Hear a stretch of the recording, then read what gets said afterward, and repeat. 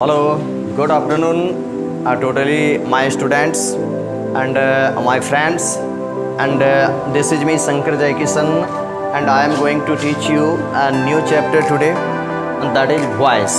Okay?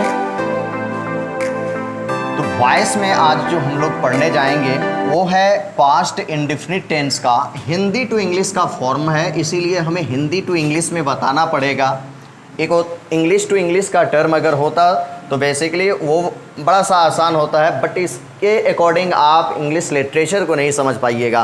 तो आपके लिए ये बहुत इम्पोर्टेंट है कि आप हिंदी टू इंग्लिश को सीखें ताकि आप लिटरेचर सर्किल को मजबूत कर सकें। ओके, मेरा ये मकसद है कि आप हिंदी टू इंग्लिश को सीख लें तो आप किसी भी तरह के बहुत से बड़े पैसेज को भी आप बड़े ही आसानी से ईजी से आप उसको इंग्लिश में डबिंग कर सकते हैं।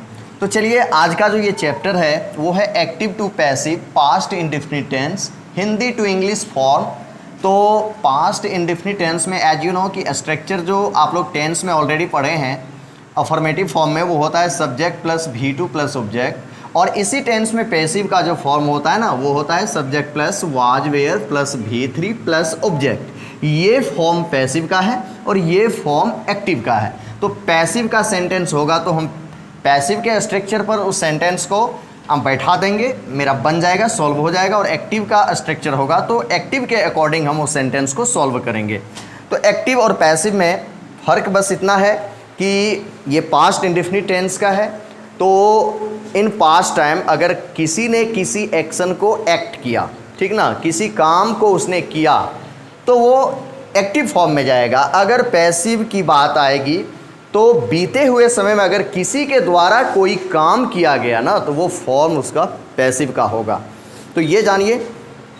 अब यहाँ देखिए, यहाँ कह रहा है महाभारत के युद्ध में। मैं बार बार समझाता हूँ कि किसी भी वर्ड में प्रीपोजिशन ऐड हो जाए, ये मैं देख रहे हैं ये एक प्रीपोजिशन ऐड हुआ महाभारत के युद्ध में, तो ये सर्टेनली ये वाला पार्ट जो है ना ये ऑब्जेक्ट हो जाएगा। कर्ण ने अभिमन्यु का वध कर दिया, यानी कर्ण ने अभिमन्यु का वध कर दिया। अब पहचान से जाकर के देखिए यहाँ पर या, आ, ई, ये सारे जो है ना एक्टिव की पहचान है, एक्टिव की पहचान है, ठीक है। और इसमें और भी पहचान है, जैसे मान लीजिए ए, अब यूनिट में भी आता है तो ये भी एक्टिव की ही पहचान है। तो एक्टिव की पहचान है तो हम एक्टिव के सेंटेंस पर इसको सॉल्व करेंगे। अब है कि हमको लिखना पहले क्या है, I have to select at first subject, so choose the subject in the given sentence here. Karna ने अभिमन्यु का वध कर दिया। आपके पास ये जो कर्ण देख रहे हैं ना ये है आपका subject, so write down here subject Karna. Okay, then you have to write V2 form of the verb, वध करना। देख रहे हैं यहाँ वध करना, एसेसिनेट होता है, एसेसिनेट। आपको करना है V2 एसेसिनेटेड। ओके, कर्ण एसेसिनेटेड। अब देखिए ऑब्जेक्ट फॉर्म है आपका, ये वर्ब कंप्लीट हो गया, ये सब्जेक्ट आपने कंप्लीट कर दिया। अब आपके पास एक बात और भी याद रखने वाली है जो बार बार मैं आप लोगों को समझा देता हूँ कि अगर चाहे इन्फिनिटिव वर्ब हो या any form of the verb हो, वर्ब के बैक पोर्शन में अगर काके की आता है तो वहाँ पर पॉजेसिव केस ऑफ नाउन का टर्म काम नहीं करता है। तो यानी कि वर्ब के पीछे अगर का है तो इंग्लिश में उसका कोई मीनिंग क्रिएट नहीं होता है। तो अब देखिए आपके पास ये वाला पार्ट हो गया ऑब्जेक्ट, ये सब्जेक्ट वध कर दिया, ये हो गया वर्ब, और अभिमन्यु हो गया ऑब्जेक्ट। अभिमन्यु ये वाला पार्ट कंप्लीट, ये ऑब्जेक्ट खत्म। एक ऑब्जेक्ट यहाँ भी है महाभारत के युद्ध में, महाभारत के युद्ध में। अब जब किसी वर्ड में प्रीपोजिशन कनेक्ट होता है तो उस वर्ड को लिखते समय एट फर्स्ट प्रीपोजिशन को लिखा जाता है ना, तो मे के लिए यहाँ पर प्रीपोजिशन ऐड हो जाएगा इन। अब है महाभारत के युद्ध। अब यहाँ समझिए सीधी सी बात, यहाँ देख रहे हैं काके की है, इस साइड भी नाउन है, इस साइड भी नाउन है। तो अगर काकेकी से कनेक्टेड दो वर्ड्स होता है ना, दो वर्ड, समझिए वहाँ पॉजेसिव केस ऑफ नाउन का टर्म अप्लाई होता है। पॉजेसिव केस ऑफ नाउन का टर्म अप्लाई करने का मतलब ये है, अगर यहाँ काकेकी के पहले किसी ह्यूमन का नाम होता, किसी मानव का नाम होता, तो उसके नाम में एपोस्ट्रॉफ एस लगाते तो इस के का मीनिंग होता है। ठीक है, अब इस चीज़ को समझने के लिए आप यहाँ समझिए, जैसे मैं कहूँ जॉन का भाई, अब इसमें भी ये का है ना, का के बैक में जॉन है, का के नेक्स्ट में भाई है, और का के पीछे है कौन, कोई मानव है। तो इसको जो हम इंग्लिश में लिखेंगे तो JOHN जॉन, क्योंकि आदमी है तो एपोस्ट्रॉफ एस लगाएंगे, जॉन्स ब्रदर, जॉन्स ब्रदर ऐसे लिखेंगे। लेकिन अगर काकेकी के पहले कोई आदमी नहीं होता, ये महाभारत कोई आदमी नहीं है, तो काकेकी के राइट पार्ट में जो वर्ड है ना, जो नाउन, उसको द लगा करके एट फर्स्ट आपको लिखना होता है। ठीक है, तो के बाद क्या है, युद्ध, तो द लगा करके लिखेंगे वॉर, वॉर या बैटल। ठीक है, बैटल या वॉर। अब क्या करना है, इस पार्ट को, काकेकी के राइट पार्ट वाले वर्ड को वहाँ सेलेक्ट करने के बाद, उसके बाद आपको आना है बैक पोर्शन में, और इस के लिए आपको सेलेक्ट करना होता है ऑफ। ठीक है, अब ऑफ के पीछे वाला जो पार्ट है ना, उसको अब आगे लिखा जाएगा। तो आगे जो लिखा जाएगा, तो आगे लिखा जाएगा तो फिर क्या होगा, यहाँ देखिए, महाभारत, कोई भी वर्ल्ड फेमस युद्ध हो, कोई भी धार्मिक बातें हो, कोई भी माइथोलॉजिकल इवेंट हो, उसमें हमेशा द आर्टिकल का यूज होता है। और आप इसीलिए यहाँ जानिए, महाभारत बहुत बड़ा इंडियन कल्चर में ये एक बहुत बड़ा माइथ है, पौराणिक कथा है। तो इसमें क्या करेंगे, हम द के साथ इसको यहाँ पर लिखेंगे, और फर्स्ट लेटर यहाँ कैपिटल होगा।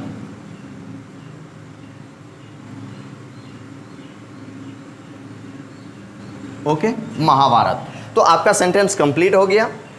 तो आपका सेंटेंस जो कंप्लीट हुआ वो इस तरह से हुआ,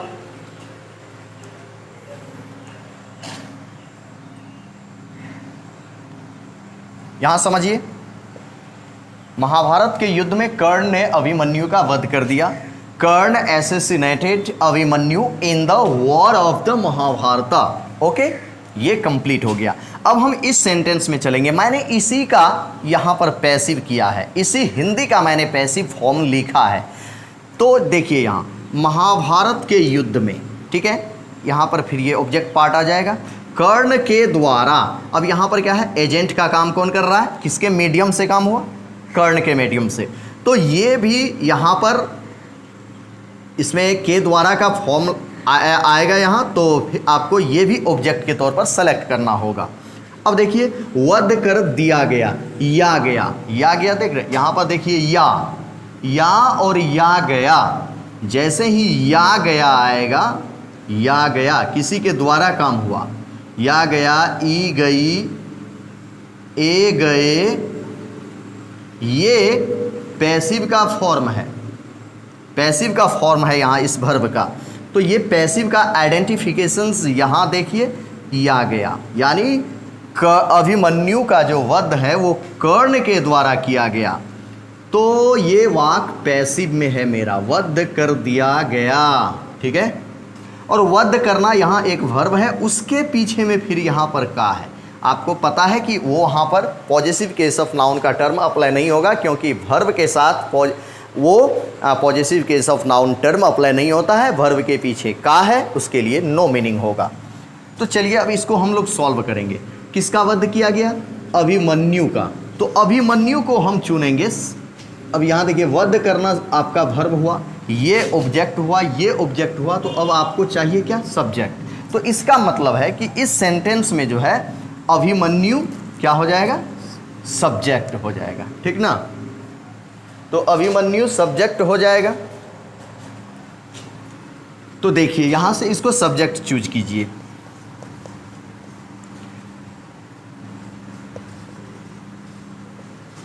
अभिमन्यु, अब सेंटेंस आपका क्या है, पैसिव है। तो पैसिव का स्ट्रक्चर क्या है, सब्जेक्ट के after you have to choose one of these two auxiliary verbs which are was and were. But Abhimanyu is here in singular form, तो सिंगुलर के साथ आप तो वाज का यूज कीजिएगा ना, तो अभिमन्यु वाज।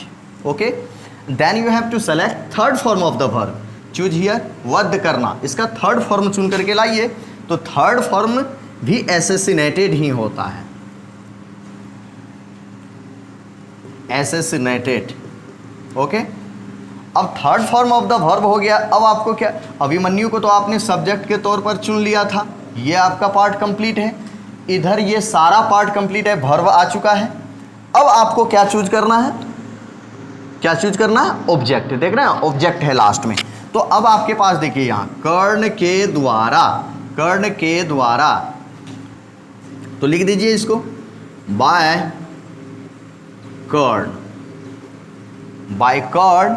अब क्या फिर बचा है, महाभारत के युद्ध में, तो ये ऑब्जेक्ट यहां भी था, यही ऑब्जेक्ट यहां भी है।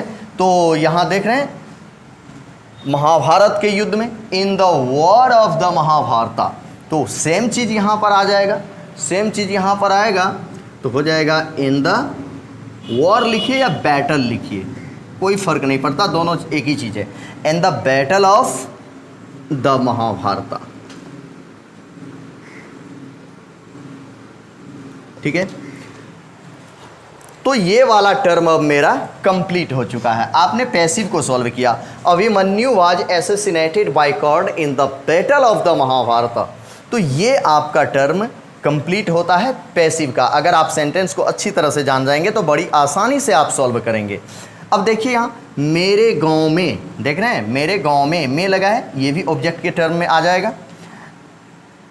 बहुत दिन पहले, यहाँ टाइम एक्सप्लेनेशन है, टाइम को इंडिकेट कर रहा है, तो टाइम यहाँ ऑब्जेक्ट के फॉर्म में आ जाएगा। कह क्या रहा है, एक पुल बनाया गया। अब देखिए ना, वो बना नहीं, बनाया गया, और किसी के द्वारा ही वो बनाया गया होगा, और किसी के द्वारा बनाया गया, सो यहाँ पर ये हो जाएगा पैसिव, ठीक है। और किसका पैसिव होगा, या गया, यहाँ मिलाइए, या गया पैसिव है। किसका पैसिव है, पास्ट इंडेफिनिट टेंस के पैसिव का ये आइडेंटिफिकेशन है। So you have here structure, follow this. क्या करना है आपको, पहले आपको लिखना है सब्जेक्ट। सब्जेक्ट फॉर्म्स में क्या होगा, एक पुल, पुल as you know across the river एक पुल होता है, just like something has been said about that bridge. तो यहाँ चलिए एक पुल बनाया गया, तो एक पुल का तो आप जानते हैं ना, ये सब्जेक्ट में आ जाएगा, ये वर्ब है। इधर जो ये पार्ट देख रहे हैं ये अलग पार्ट है, अभी हम इस पर डिस्कशन करेंगे, पहले यहाँ तक को सॉल्व करने के बाद। तो a bridge, a bridge, a bridge हो गया। अब ब्रिज कितने हैं, सिंगुलर फॉर्म में है, सिंगुलर फॉर्म में है। तो एज यू नो कि सिंगुलर एक्सिलरी वर्ब, वहाँ से वाज आपको सेलेक्ट करके यहाँ पर इनपुट करना है। तो a bridge was, then you have to search out here third form of the verb, बनाया गया। और ये पुल जो बनाया गया, तो अब यहाँ पर क्या हो गया, उसका कंस्ट्रक्शन किया गया। तो यहाँ पर आप कंस्ट्रक्टेड लिख सकते हैं, कंस्ट्रक्टेड, या नहीं तो आप चाहें तो यहाँ पर बिल्ड का थर्ड फॉर्म भी आप बिल्ड लिख सकते हैं, ठीक है। दोनों ही सेम, यहाँ पर सेम मीनिंग क्रिएट होगा। तो a bridge was built, okay, एक पुल बनाया गया। अब देखिए बहुत दिन पहले मेरे गांव। अब इनमें से आप किसको लिखिएगा, किसी को भी आप यहाँ इनपुट कर दीजिए, क्योंकि ये ऑब्जेक्ट का टर्म है, ऑब्जेक्ट का टर्म है, तो आप इसको भी लिख सकते हैं, इसको भी लिख सकते हैं, किसी को भी एट फर्स्ट आप सेलेक्ट करके यहाँ पर लिख दीजिए। अब जैसे बहुत दिन पहले, बहुत दिन पहले का मतलब होता है सो लॉन्ग बिफोर या लॉन्ग लॉन्ग एगो, ये भी होता है। तो यहाँ पर बहुत दिन पहले के लिए मैं लिख देता हूँ so long before, okay, so long before, बहुत दिन पहले मेरे गांव में। चलिए इन my village, in my village. अगर आप इस तरह से एक्टिव और पैसिव को माइंड में पूरी तरह से सेटअप कर लीजिएगा, and when you will start your talking to somebody else in English version, here identifications and structures are necessary to you. So at first make a revision inside your mind. Okay, आपको ये पता करना है कि मैं जो बोलने वाला हूँ वो एक्टिव बोलने वाला हूँ या पैसिव बोलने वाला हूँ। बस आइडेंटिफिकेशंस और स्ट्रक्चर्स को फॉलो कीजिए, आपको इंग्लिश लिटरेचर में कोई प्रॉब्लम होने वाली नहीं है। तो मेरा ये इस तरह से सिखाने का मतलब है कि आप हिंदी टू इंग्लिश वर्जन को सीख जाइए, और इंग्लिश टू इंग्लिश जो बहुत सारे टीचर्स होते हैं जो सिर्फ इंग्लिश टू इंग्लिश बता देते हैं, उससे आपके लाइफ में कोई बेनिफिट होने वाला नहीं है। तो मैं इसीलिए चाहता हूँ कि आप अपने लैंग्वेज को इंग्लिश लिटरेचर सर्किल में जा कर के उसको इतना बेहतर कर सके कि आप बोल सकें।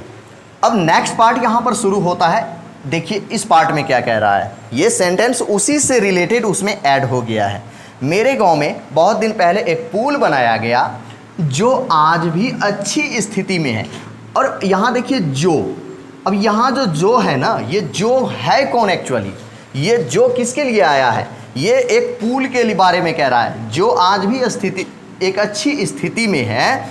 तो यही पुल है यहाँ। अब यहाँ जो ये जो है ना, जो आज भी अच्छी स्थिति में है, तो सवाल यह था, आप ही बताइए ये पुल आदमी है क्या? अगर आदमी होता तो इस जो के लिए हम हु लिखते, ठीक ना।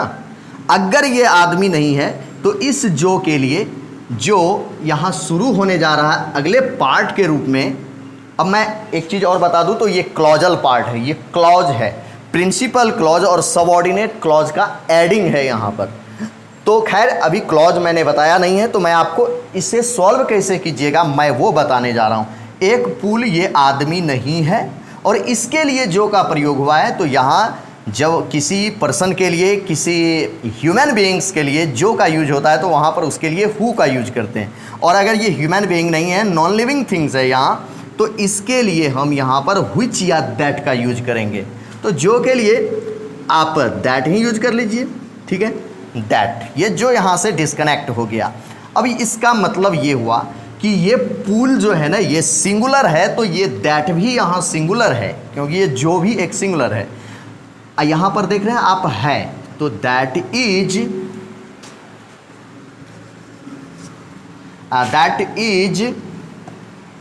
यहाँ देख लीजिए, दैट इज जो है आज भी अच्छी स्थिति में, ठीक है, आज भी अच्छी स्थिति में। तो अच्छी स्थिति में यहाँ देख रहे हैं प्रीपोजिशन आ गया, आज भी एक टाइमिंग है, अच्छी स्थिति में। तो में के लिए पहले लिखिए which, दैट इज, यहाँ which भी आप कर सकते हैं, यहाँ देखिए यहाँ which भी, दैट के बदले which भी। तो दैट इज या which इज इन, में का इन आ गया, अच्छी स्थिति, well position,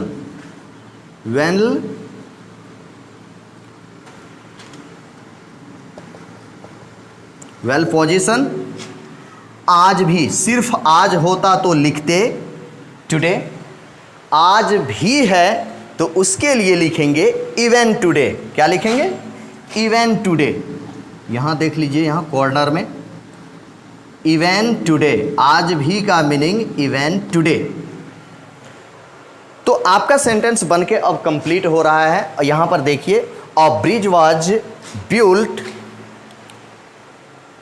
so long before in my village that is in well position even today। तो ये आपका एक सेंटेंस इंग्लिश में कंप्लीट हो गई। तो अब यहाँ देखिए, यह किताब 10 वर्ष पहले प्रकाशित की गई। यहाँ तक चलिए, प्रकाशित हुई नहीं, प्रकाशित की गई। यहाँ पर मिला ये ई गई, पैसिव का है सेंटेंस। तो 10 वर्ष पहले ये टाइमिंग है, अब प्रकाशित की गई ये वर्ब है। तो किसके बारे में मैं कह रहा हूँ? यह किताब के बारे में। तो चलिए लिखिए दिस बुक, और दिस बुक क्या है? सिंगुलर फॉर्म में है। तो सिंगुलर फॉर्म में है तो यहाँ से देखिए पैसिव का टर्म है तो वाज का यूज करेंगे, दिस बुक वाज। अब है third form of the verb, प्रकाशित करना। कोई चीज़ प्रकाशित होता है यानी पब्लिश होता है, तो उसका थर्ड फॉर्म क्या हो जाएगा? पब्लिश्ड। पब्लिश्ड, प्रकाशित की गई। अब आपको क्या करना है, वहाँ से ऑब्जेक्ट चूज कीजिए। 10 वर्ष पहले, 10 वर्ष पहले, 10 वर्ष पहले को पहले की बात है, कोई बाद की बात नहीं है। आफ्टर होता बाद होता तो पहले है तो बिफोर का यूज हो जाएगा, 10 वर्ष पहले। तो यहां लिख दीजिए 10 years before. Okay, this book was published 10 years before. यह किताब 10 वर्ष पहले प्रकाशित की गई, जिसे पसंद की गई। ठीक है, तो अब ये जिसे किसके लिए आया है, ध्यान से देखिए। ये जिसे जो है ना, इस बुक के लिए किसको पसंद की गई, जिसे पसंद की गई, इसी बुक के लिए वहां जिसे का यूज किया गया है। तो इस बुक के लिए जो जिसे आया है, तो आप जिसे के लिए दैट लिख लीजिए या व्हिच लिख लीजिए, क्योंकि ये किताब नॉन लिविंग थिंग्स के अंडर है। तो अब यहां व्हिच जिसे का हो जाएगा व्हिच। अब ये भी पैसिव में है, देखिए पसंद की गई, पसंद की गई। ठीक है, इसी में अगर हम ये बोल दें कि बहुत पसंद की गई तो भी और अच्छा लगेगा सुनने में। तो खैर चलिए इसी को सीख लेते हैं, व्हिच। अब इस टर्म का सब्जेक्ट आपका ये हुआ, ये भी पैसिव ही है, और यहाँ जब सब्जेक्ट आया तो अब वाज या वेयर क्या होना है, व्हिच के साथ। व्हिच के साथ वाज लगेगा कि वेयर, ये किसी को पता नहीं चलेगा। पता कैसे चलेगा, पता चलेगा ऐसे, जो ये यूज किसके लिए किया गया है। तो आपको अच्छी तरह से मालूम है कि यहाँ जो ये बुक है ना, ये सिंगुलर फॉर्म में है, और यहाँ ये सिंगुलर फॉर्म में है, तो यहाँ भी ये सर्टेनली सिंगुलर फॉर्म में ही होगा। और सिंगुलर फॉर्म में होगा तो एज यू नो कि सिंगुलर एक्सिलरी वर्ब का यूज यहाँ करना है। तो वाज यहाँ पर सिंगुलर फॉर्म में है, तो यहाँ पर चलिए इनपुट कर देते हैं हम वाज को, करेक्ट, व्हिच वाज।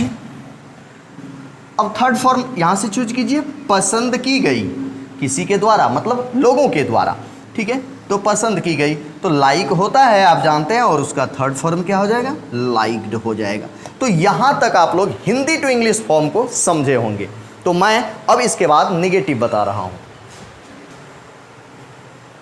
तो चलिए, अब अफर्मेटिव फॉर्म को आपने पढ़ लिया, अब आपके पास मैं नेगेटिव फॉर्म बताने जा रहा हूँ। और इस नेगेटिव फॉर्म को देखिए, नेगेटिव फॉर्म को अगर आप अच्छी तरह से जान जाएंगे तो फिर इसमें भी कोई प्रॉब्लम नहीं होने वाले। देखिए, पास्ट इंडेफिनिट टेंस का जो नेगेटिव फॉर्मेट आता है ना, वर्ल्ड का कोई भी सेंटेंस हो, वर्ल्ड का कोई भी सेंटेंस हो, चाहे वो टेंस से बिलोंग करता हो या किसी पैसेज से बिलोंग करता हो, किसी क्लॉज से बिलोंग करता हो, नो प्रॉब्लम। आप ये जानिए कि जितने भी नेगेटिव सेंटेंस होते हैं ना, हर नेगेटिव सेंटेंस में after using subject at first, subject के बाद यहाँ एक्सिलरी वर्ब आता ही है। बट ऐसा नहीं कि हर जगह डिड आएगा। जिस टेंस का जो एक्सिलरी वर्ब्स होंगे वो सब्जेक्ट के बाद एक्सिलरी वर्ब आएंगे तो ही नॉट आएंगे। Not without axillary verb never comes. Okay, तो अब नेगेटिव सेंटेंस में पास्ट इंडेफिनिट में क्या होता है कि पास्ट इंडेफिनिट का एक्सिलरी वर्ब है डिड, और जब नेगेटिव सेंटेंस हो जाता है तो उसी डिड में नॉट को एक साथ जोड़ करके हम डिडंट किए। ठीक है, और ये भी याद रखिए कि पास्ट इंडेफिनिट टेंस में V2 का यूज होता है, बट V2 सिर्फ अफर्मेटिव फॉर्म में होता है। नेगेटिव फॉर्म से लेकर के क्वेश्चन वर्ड नेगेटिव तक का जो सेंटेंस होता है वहाँ तक आपको सिर्फ V1 का यूज करना होता है। यानी एक लाइन में समझिए, अगर डिड का यूज आपने कर दिया है तो you have to use only first form of the verb. ठीक है, तो मैं इसको अब सॉल्व करने जा रहा हूँ। देखिए, मैंने आपके बारे में, ठीक, बारे में यहाँ देख रहे हैं, ये भी एक प्रीपोजिशन ऐड हो गया इसके साथ। तो कंप्लीटली ये वाला पार्ट जो है ना, यहाँ से यहाँ तक ये ऑब्जेक्ट हो जाएगा। उसे नहीं बताया, देख रहे हैं, एक्टिव वॉइस है या एक्टिव वॉइस। तो चलिए, मैंने का सब्जेक्ट फॉर्म आप चूज कीजिए, हो जाएगा आई, और आई के साथ क्या करना है, नेगेटिव सेंटेंस है तो सीधी सी बात है डिडंट का यूज कीजिए आप, I didn't. Okay, then you have to write first form of the verb, not V2, V1, because didn't has been used here, so only V1 form. बताना, tell, first form tell हो जाएगा, tell, tell. किसको tell? उसे tell, tell him. अब देखिए कि ये भी है ऑब्जेक्ट और ये भी ऑब्जेक्ट, तो मैं ये कहता हूँ कि किसी भी ऑब्जेक्ट को आप पहले लिख दीजिए, बट ऐसा तब होता है जब दोनों ऑब्जेक्ट्स में प्रीपोजिशन लगा हो। अगर दो ऑब्जेक्ट्स हैं, एक में प्रीपोजिशन एक में ना हो, तो जिस ऑब्जेक्ट में कोई प्रीपोजिशन नहीं है उसे आप पहले लिखिए, उसके बाद आपको क्या करना है, उस ऑब्जेक्ट को लिखना है जिसमें प्रीपोजिशन ऐड है। तो आपके बारे में क्या लिखिएगा आप? About you. क्या करना है? About you. About you, about का मतलब बारे में। ये sentence complete. I didn't tell him about you, negative sentence complete, past indefinite tense का। अब सेकंड नंबर में चलिए, मेरी मदद नहीं की गई। यहीं तक में एक सेंटेंस, छोटा सा एक सेंटेंस है, इसीलिए एक कंजंक्शन आकर के इधर के सेंटेंस को भी कंजक्ट कर दिया है ना। दो तरह के सेंटेंसेज हैं, मैं वहाँ नहीं गया, अब मेरी मदद नहीं की गई। ये दोनों सेंटेंस को एक सेंटेंस में बनाया है किसने? ये कनेक्टर, कनेक्ट करके, ये कंजंक्शन है, ये कनेक्ट कर रहा है। तो अब यहाँ समझिए, मेरी मदद नहीं की गई मतलब किसी के द्वारा मेरी मदद नहीं की गई, तो मेरी ही इस लाइन में हुआ सब्जेक्ट, मेरी का सब्जेक्ट क्या हो जाएगा? आई। और ये जो देख रहे हैं ये ई गई, ये पैसिव है, और पैसिव का कैसा है? निगेटिव सेंटेंस है। तो निगेटिव सेंटेंस में क्या करना है? वॉज वेयर के बाद नॉट को ऐड करना है हमको। तो आई के अकॉर्डिंग क्या यूज करना है पैसिव में? Was. I was, sentence is negative, so right on not here, not. I was not, मदद की गई, तो मदद करना ये है आपका वर्ब, तो लिख दीजिए थर्ड फॉर्म क्या हो जाएगा? Helped. Okay, I was not help. इसीलिए तो यहाँ से अब आप भी इस सेंटेंस को कनेक्ट कीजिए इस कंजंक्शन से, सो इसीलिए। Okay, complete. मैं वहाँ नहीं गया। अब इस सेंटेंस को आप ध्यान से देखिएगा, तो ये वाला पार्ट जो है ना, ये अफर्मेटिव नहीं है, ये है क्या? निगेटिव। कैसा है? निगेटिव। तो निगेटिव है, तो निगेटिव में भी ये क्या है? एक्टिव है। आप देख लीजिए ध्यान से, एक्टिव की पहचान है या, है ना। मैं वहाँ नहीं गया, मैं का तो निगेटिव, पास्ट इंडेफिनिट का निगेटिव वाला है, एक्टिव है, तो एक्टिव का स्ट्रक्चर देखिए, सब्जेक्ट है पहले, तो यहाँ लिखिए आई। अब निगेटिव है तो डिडंट का यूज कीजिए, क्योंकि सेंटेंस अफर्मेटिव नहीं है, निगेटिव है, इसीलिए यहाँ डिडंट का यूज करना है आपको। अब V2 भी यूज नहीं करना है, क्योंकि सेंटेंस अफर्मेटिव नहीं है जो आप V2 कर देंगे, निगेटिव है, इसीलिए डिडंट का यूज होने के बाद V1। तो गया, I mean go, V1 form हो गया। अब वहाँ, as you know, there, so I didn't go there, तो कंप्लीट बन के आएगा I was not help, so I didn't go there. कोई कंफ्यूजन है आप लोगों को? नहीं। चलिए नेक्स्ट सेंटेंस को हम सॉल्व करते हैं। क्या कह रहा है? विलियम शेक्सपियर का जन्म मेलबोर्न में नहीं हुआ। एक बात हमेशा याद रखिए, जन्म होना हमेशा पैसिव होता है, जन्म होना वर्ब हमेशा पैसिव होता है। तो याद रखिए, किसी का जन्म हुआ तो वो सेंटेंस पैसिव में ही बनेगा हमेशा। तो अब इस लाइन में देखिए वर्ब कहाँ है? जन्म हुआ, यहाँ और यहाँ, ये दोनों मिल करके एक वर्ब है, जिसका मतलब हुआ जन्म हुआ। और वर्ब के पीछे अगर आया है का, तो पॉजेसिव केस ऑफ नाउन का term not will be applied here, so only choose subject at first. Which is subject here? William Shakespeare. चलिए लिखते हैं,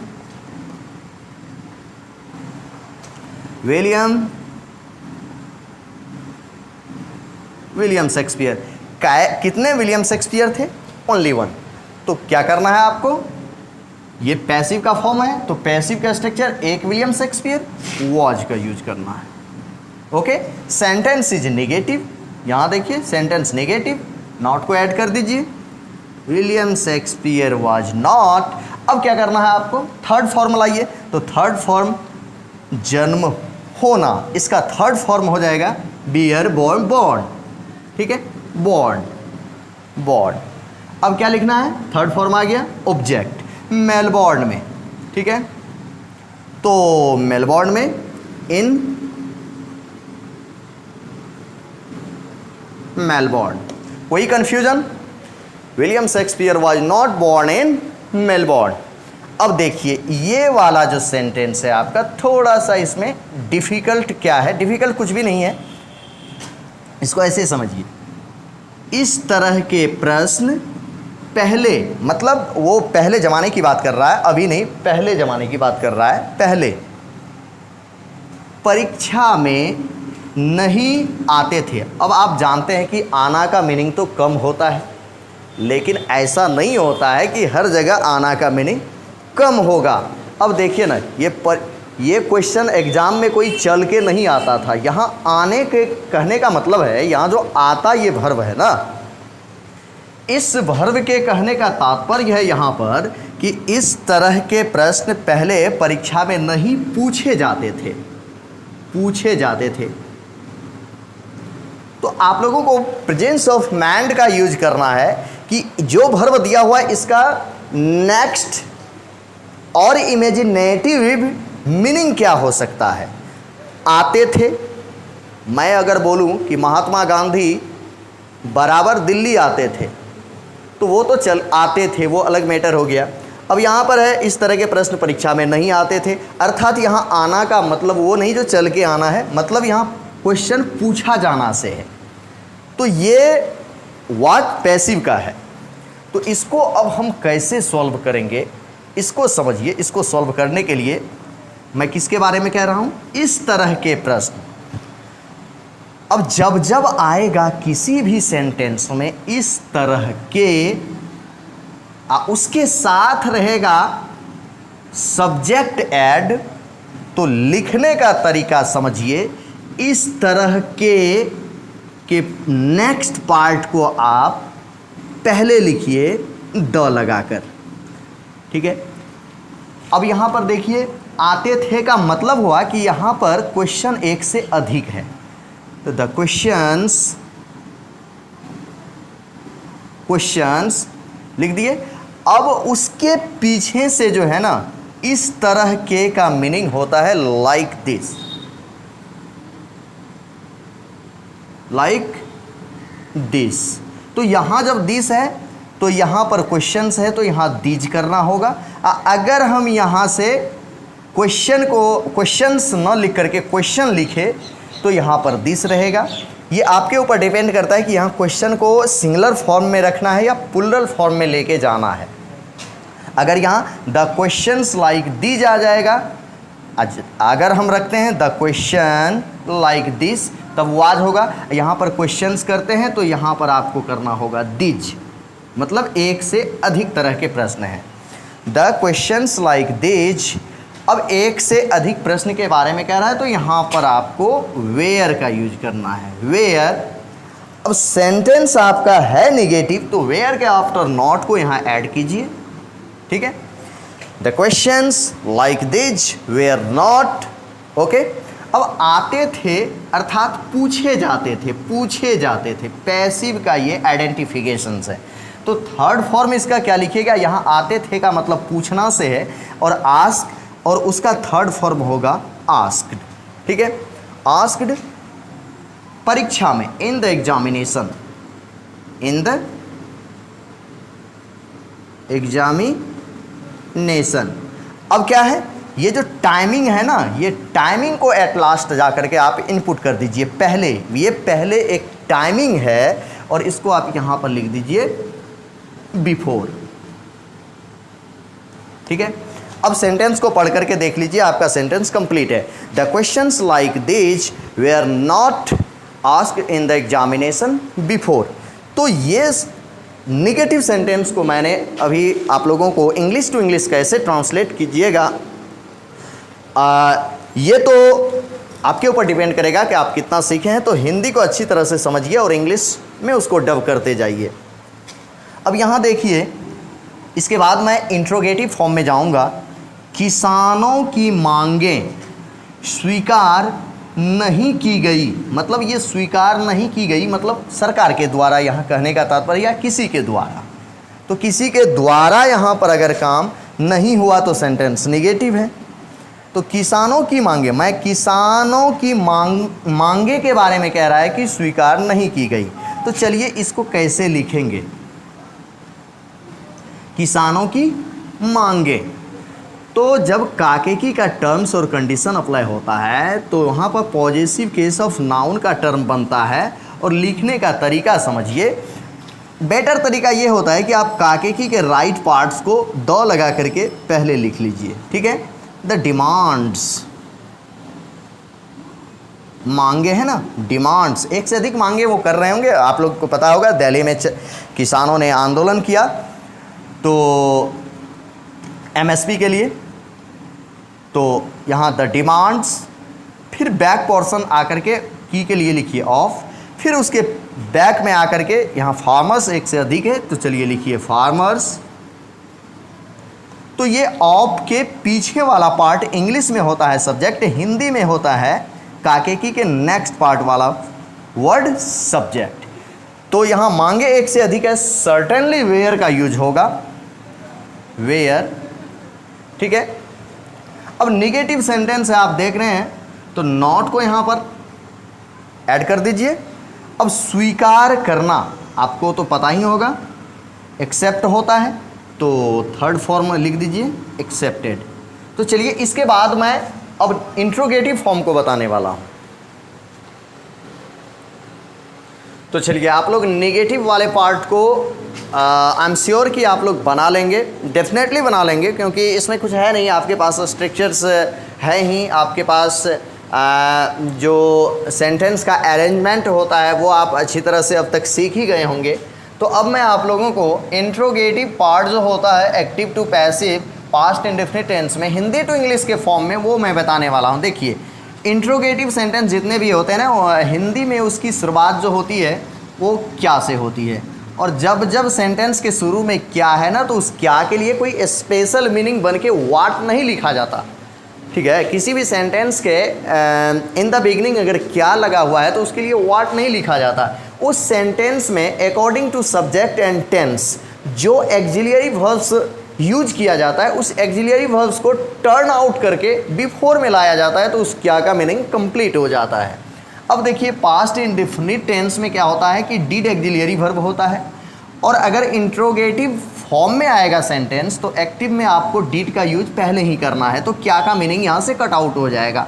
उसके बाद क्या करना है, सब्जेक्ट लाना है, तब V1 लाना है, और एट लास्ट आपको ऑब्जेक्ट को इनपुट कर देना है। तो ये तो रहा अफर्मेटिव एक्टिव का। और आपके पास जो पैसिव का सेंटेंस आएगा, तो पैसिव में आप जानते हैं ना कि वाज वेयर होता है auxiliary verb past indefinite tense में, ठीक है। तो अगर ये होता है तो आपको करना क्या है, सेंटेंस के बिफोर अगर शुरू में अगर क्या लगा हुआ है तो आपको वो पैसिव का जो एक्सिलरी वर्ब है उसे लाना है पहले। चलिए, क्या आपने भगत सिंह की जीवनी पढ़ी पहले, बिफोर की बात आपसे कोई पूछ रहा है, और इस आइडेंटिफिकेशन को गौर से देखिएगा तो ये एक्टिव का सेंटेंस हुआ, और एक्टिव में क्या हो रहा है, क्वेश्चन हो रहा है। क्वेश्चन जब हो रहा है तो पास्ट इंडेफिनिट का एक्टिव है, आपको डिड यहाँ यूज करना है। डिड जैसे ही आप यहाँ यूज कीजिएगा ये क्या जो है ये कैंसिल आउट हो जाएगा। अब क्या करना है, सब्जेक्ट आपको लाना है। मैं आपसे पूछ रहा हूँ, इंट्रोगेटिव में होता क्या है कि जिससे पूछा जाता है वही होता है सब्जेक्ट, ठीक ना। तो इसमें सब्जेक्ट हो जाएगा यू। अब आपको चूज करना है यहाँ से V1 है कहाँ, पढ़ना, ठीक है। तो did you red, V1 form लिखना है। अब क्या लिखना है, ऑब्जेक्ट। तो ऑब्जेक्ट क्या है, भगत सिंह की जीवनी, ठीक है। तो मैंने आपको बताया अगर काकेकी से टर्म से कनेक्टेड दो नाउन्स आ जाएं, पॉजिटिव केस ऑफ नाउन का टर्म अप्लाई हो जाता है, और वहाँ पर तब क्या करना होता है, काकेकी के राइट वाले पार्ट में जो वर्ड है ना, उस वर्ड को दो आर्टिकल्स के साथ एट फर्स्ट आप सेलेक्ट करके ले आइए। द ऑटोबायोग्राफी जीवनी का होता है, ठीक है, ऑटोबायोग्राफी। अब उसके बैक पोर्शन में आकर के इस काकेकी के टर्म के लिए आप ऑफ का यूज कर दीजिए। अब यहाँ से उसके बैक वाले पार्ट को नेक्स्ट में लिखिए।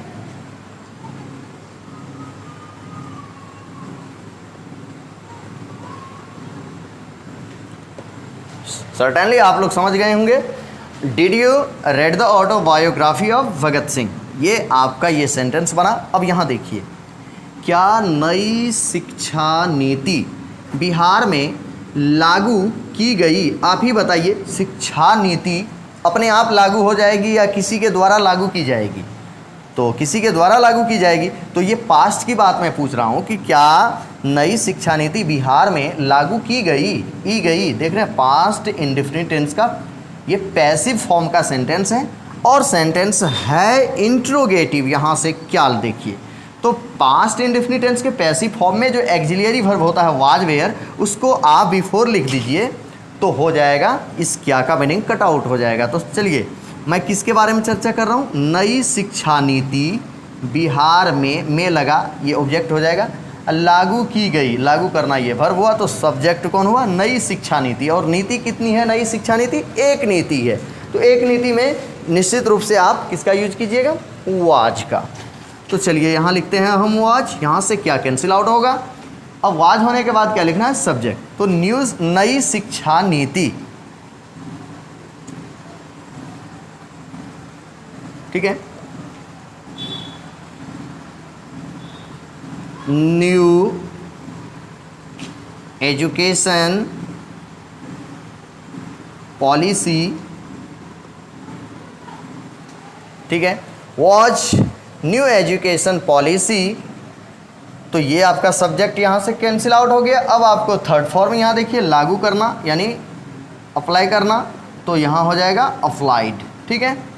अब बिहार में, इन बिहार, ये ऑब्जेक्ट के टर्म में चला गया। तो was new education policy applied in Bihar, क्या नई शिक्षा नीति बिहार में लागू की गई? तो आपका ये बन गया। अब यहाँ देखिए 3 नंबर में क्या कह रहा है? कह रहा है क्या इराक को प्रतिबंधित कर दिया गया या गया? प्रतिबंधित किया गया मतलब और सब देश के द्वारा, यूएन के द्वारा किया गया होगा, यूएसए के द्वारा किया गया होगा, तो उस पर प्रतिबंध लगाने की बात कर रहा है। तो क्या इराक को प्रतिबंधित कर दिया गया? तो प्रतिबंधित करना, ये तो यहाँ से वर्ब हो गया ना, ये वर्ब, यहाँ से ये आइडेंटिफिकेशन। तो आपका सब्जेक्ट है कौन? इराक को, और को तो कैंसिल आउट हमेशा होता है। तो इराक वन नेशन है और वन नेशन के साथ क्या यूज होना है? Singular form of the verb. तो यहाँ से वाज का यूज कीजिए, यहाँ से ये क्या कैंसिल आउट होगा? Was Iraq, IRAQ, was Iraq. अब क्या यूज करना है? तीसरा फॉर्म, पैसिव है ना, या गया, तो थर्ड फॉर्म यूज कीजिए, प्रतिबंध करना। आप तो जानते हैं ना, बैन होता है, BAN। अगर थर्ड फॉर्म लिखना है तो डबल N हो जाएगा और ED उसमें ऐड हो जाएगा।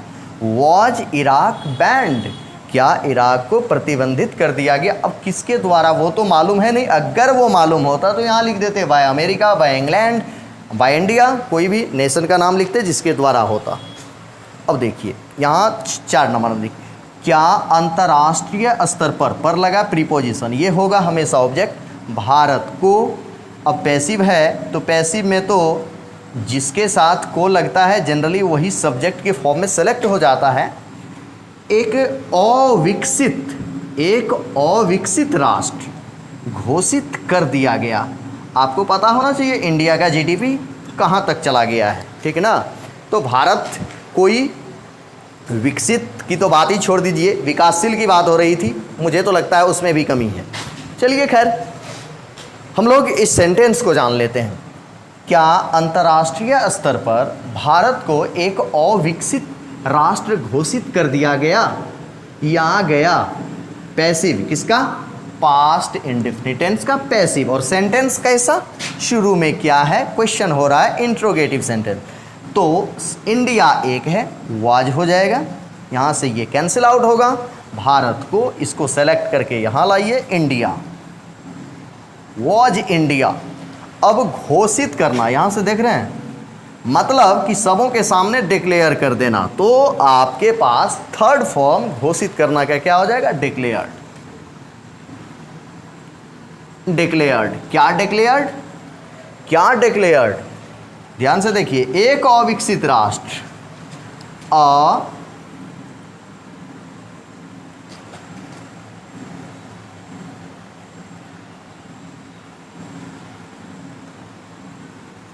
अनडेवलप्ड होगा तो अन होगा तो यहां पर एन का यूज करेंगे हम। अनडेवलप्ड नेशन, अनडेवलप्ड नेशन, अविकसित राष्ट्र।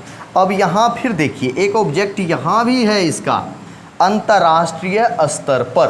अब आप लोग सोच रहे होंगे इसको काहे नहीं यहाँ लिखे, ये भी तो ऑब्जेक्ट ही है, तो इसको लास्ट में लिखते। मैंने बताया था ना, अगर दो ऑब्जेक्ट होंगे, दोनों में ही प्रीपोजिशन होंगे, तब किसी को हम लिख देंगे। अगर दो या तीन ऑब्जेक्ट्स हैं तो जिसमें प्रीपोजिशन नहीं है वो पहले आता है, ठीक ना, और जिसमें प्रीपोजिशन है वो लास्ट में तब जाता है। तो अंतर्राष्ट्रीय स्तर पर, at international level, international level, ठीक है, इंटरनेशनल लेवल। तो अब आपका सेंटेंस हो रहा है complete. Was India declared an undeveloped nation at international level. अब आपका ये सेंटेंस खत्म हो गया। अब मैं इसके नेक्स्ट पार्ट में जाऊंगा और वो होगा इंट्रोगेटिव नेगेटिव का टर्म होगा। अच्छा,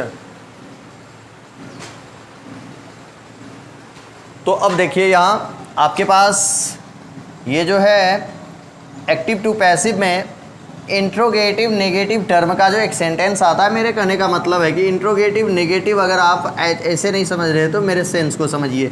अगर क्या भी लगा है at first in the beginning of the sentence और उसी सेंटेंस में कहीं ना कहीं नहीं भी लगा है ना, तो इस तरह के सेंटेंस को हम कैसे सॉल्व करेंगे। जितने भी इंट्रोगेटिव नेगेटिव टाइप के सेंटेंस होते हैं उसमें क्या होता है, एक्सिलियरी वर्ब फर्स्ट होता है, उसके बाद सब्जेक्ट होता है, आफ्टर दैट नॉट को ऐड कर दिया जाता है, तो वो क्या और नहीं दोनों का मीनिंग कंप्लीट हो जाता है किसी भी सेंटेंस में। तो ये इंट्रोगेटिव नेगेटिव सेंटेंस में एक्टिव का स्ट्रक्चर आप देख लीजिए, did plus subject plus not plus V1 plus object. Tense में पढ़े होंगे, या नहीं तो आप ये भी समझिए, यहाँ जो डिड देख रहे हैं और यहाँ जो नॉट देख रहे हैं, इन दोनों को एक साथ ऐड कर सकते हैं आप। डिडंट को भी शुरू में लिख सकते हैं, तो क्या और नहीं दोनों का मीनिंग इसमें कंप्लीट हो जाएगा। इस टेंस में, हर जगह नहीं, पास्ट इंडेफिनिट टेंस की मैं बात कर रहा हूँ। और उसके बाद सब्जेक्ट, क्योंकि नॉट यहाँ से निकल करके इस साइड आ गया है, इस एक्सिलरी वर्ब में ऐड हो गया, शॉर्ट फॉर्म बन गया है। अब उसके बाद V1 प्लस ऑब्जेक्ट। तो पैसिव को आप देखिए, वाज वेयर है, सब्जेक्ट है। अब यहाँ सब्जेक्ट के बाद एक्टिव में नॉट है, तो सर्टेनली पैसिव में भी नॉट होगा ही। इसमें V1 है और हर पैसिव में थर्ड फॉर्म होता है, तो आप V3 देख रहे हैं, और इसमें ऑब्जेक्ट है तो इसमें भी ऑब्जेक्ट होना ही है। चलिए, इस बात को तो आप समझ गए। अब क्या है कि ऊपर जो आपको सेंटेंस दिखाई दे रहा है यहाँ, इस सेंटेंस को सॉल्व करेंगे, और कैसे सॉल्व करेंगे इसको भी समझिए। यहाँ देखिए, यहाँ है क्या, आपके सगे संबंधी लोग आपके साथ। अब यहाँ देखिए, आपके साथ, साथ एक प्रीपोजिशन, ये निश्चित रूप से ऑब्जेक्ट होगा। अब यहाँ देख रहे हैं नहीं लगा है, यहाँ देखिए क्या लगा है, यहाँ है क्या, यहाँ है नहीं, इंट्रोगेटिव नेगेटिव के टर्म में है। अब बिताते थे, ते थे एक्टिव होता है, ते थे एक्टिव होता है पास्ट इंडेफिनिट टेंस में। अब मैं देखिए यहाँ से चूज कर रहा हूँ सब्जेक्ट को। मैं किसके बारे में पूछ रहा हूँ, जिसके बारे में पूछ रहा हूँ वही होगा इंट्रोगेटिव टर्म में सब्जेक्ट। आपके सगे संबंधी लोग, आई मीन एक से अधिक सगे संबंधी लोगों के बारे में मैं आपसे पूछ रहा हूँ। तो यहाँ पर सब्जेक्ट एक से अधिक होंगे। सब्जेक्ट जब एक से अधिक होंगे तो एक से अधिक है तो एक ही एक्सिलरी वर्ब होता है एक्टिव में। तो एक हो या अनेक हो क्या फ़र्क पड़ता है, सिर्फ डिड ही होता है एक्टिव में, तो डिड को हम यहाँ कनेक्ट कर देंगे, तो यहाँ से क्या मेरा कट जाएगा, सब्जेक्ट आपके सगे संबंधी लोग, योर। अब सगे संबंधी लोग को एक लाइन में कहते हैं रिलेटिव्स, प्लूरल फॉर्म में रिलेटिव्स, ठीक है। डिड योर रिलेटिव्स, आपके क्या आपके सगे संबंधी लोग। अब यहाँ से नहीं है तो यहाँ पर देख रहे हैं सब्जेक्ट के आफ्टर आप नॉट को यहाँ ऐड कर दीजिए। नॉट यहाँ से नहीं कैंसिल आउट हुआ, अब बच गया नॉट के बाद क्या ऐड करना, V1, और V1 आपको यहाँ बिताना, और बिताना यानी टाइम को अगर आप बिताते हैं किसी के साथ में मिल करके, अपना कुछ वैल्यूबल टाइम उसके साथ कुछ पल बैठ करके उसके साथ बिताते हैं, बातें करके बिताते हैं, वहाँ पर बिताना का मीनिंग हो जाएगा स्पेंड। क्या हो जाएगा, स्पेंड। अब बेवजह का अगर आप टाइम को बिताते हैं तो वहाँ पर वेस्ट हो जाएगा, कहते हैं ना डोंट वेस्ट योर टाइम। तो यहाँ पर किसी के साथ मिल करके सुख दुख उसका बांटना, बातें करना, वहाँ बिताना का मतलब स्पेंड हो जाता है। अब कौन चीज़ स्पेंड, टाइम, स्पेंड टाइम। अब है आपके साथ, आपके साथ विद यू, क्या हो जाएगा, with you. No sentence is completed here. अब आगे देखिए, क्या आइजैक न्यूटन के द्वारा, अब के द्वारा लगा सर्टेनली ये तो ऑब्जेक्ट हो ही जाएगा, गुरुत्वाकर्षण बल का ओके खोज नहीं किया गया। अब यहाँ से निगेटिव, खोज करना, खोज करना। अब जानते हैं किसी चीज़ का, कोई वस्तु को जब कोई रिसर्च अनुसंधान उसका करता है तो वहाँ पर इन्वेंट हो जाता है, इन्वेंशन जिसको कहते हैं, इन्वेंट होता है वर्ब, और अगर खोज करता है तो वो रिसर्च हो जाता है। तो चलिए, कोई थ्योरी रिसर्च की जाती है और कोई वस्तु इन्वेंट की जाती है। अब आइजैक न्यूटन के द्वारा निश्चित रूप से ये ऑब्जेक्ट के टर्म में जाएगा, गुरुत्वाकर्षण बल का खोज किया गया, या गया किसी के द्वारा, पैसिव है। अब खोज करना वर्ब है, उसके पीछे का है, ये कैंसिल आउट यही हो जाएगा। गुरुत्वाकर्षण बल के बारे में मैं कह रहा हूँ और एक थ्योरी है ये। तो अब यहाँ चलिए, जो थ्योरी किसका है, आइजैक न्यूटन का। तो गुरुत्वाकर्षण बल एक है, तो यहाँ पर हमको करना वॉज। अब गुरुत्वाकर्षण बल एज यू नो फिजिक्स में आप लोग पढ़ते होंगे, ग्रेविटेशनल फोर्स वॉज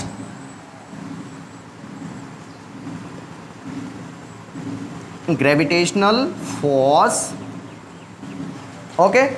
अब इसमें नहीं लगा है तो यहाँ ऐड कीजिए not, was gravitational force not. अब क्या करना है आपको, यहाँ देख रहे हैं ना, was were plus subject plus not, not तक हम पहुँच गए, थर्ड फॉर्म यहाँ से लाइए।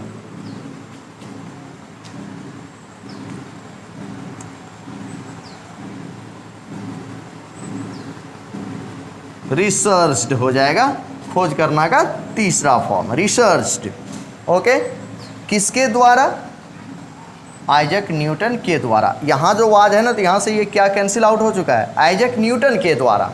तो V3 के बाद आपको ऑब्जेक्ट लिखना है, आइजैक न्यूटन के द्वारा, बाय सर आइजैक न्यूटन लिखिए, सुनने में अच्छा लगेगा।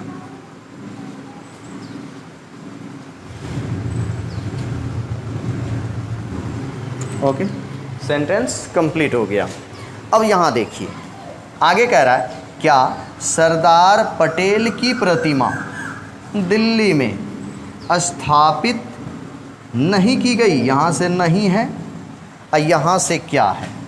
तो इस क्या के लिए वाक हमारा किस में है, पैसिव में है हमारा सेंटेंस। तो सरदार पटेल की प्रतिमा, यहाँ एक प्रतिमा की चर्चा मैं कर रहा हूँ, और एक प्रतिमा अगर यहाँ है जो सरदार पटेल की है, एक प्रतिमा सब्जेक्ट है, तो सर्टेनली वाज ही होना है। अब क्या करना है आपको, सरदार पटेल की प्रतिमा। तो अब काकेकी के बैक, काकेकी के राइट, दोनों साइड को एक साथ लाइए। कैसे लाइएगा, काकेकी के राइट पार्ट को द लगा करके यहाँ ऐड कीजिए, द स्टैचू, ठीक है, ऑफ सरदार पटेल।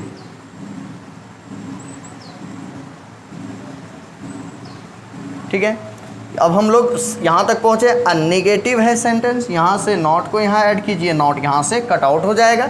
अब V3 करना है आपको, तो स्थापित करना, ठीक है ना। तो सिचुएट होता है, स्थापित करना क्या क्या होता है, सिचुएट। तो यहाँ हो जाएगा सिचुएटेड, सिचुएटेड, अब कहाँ पर, दिल्ली में, इन दिल्ली, इन दिल्ली। ओके, अब तो ये आप लोग समझ गए, was the statue of Sardar Patel not situated in Delhi. तो ये आपका सेंटेंस यहां कंप्लीट हुआ। तो आज आप लोगों को मैंने यहाँ तक पढ़ाया। अब कल जो मैं पढ़ाऊँगा वो होगा पास्ट इंडेफिनिट टेंस में ही वो क्वेश्चन वर्ड इंट्रोगेटिव सेंटेंस और question word interrogative negative sentence. और इसमें हु व्हाट का जो टर्म्स बहुत इंपॉर्टेंट होता है वो वाला टर्म इन डिटेल पढ़ाऊँगा, वो कल के क्लास में बताऊँगा। कोई दिक्कत?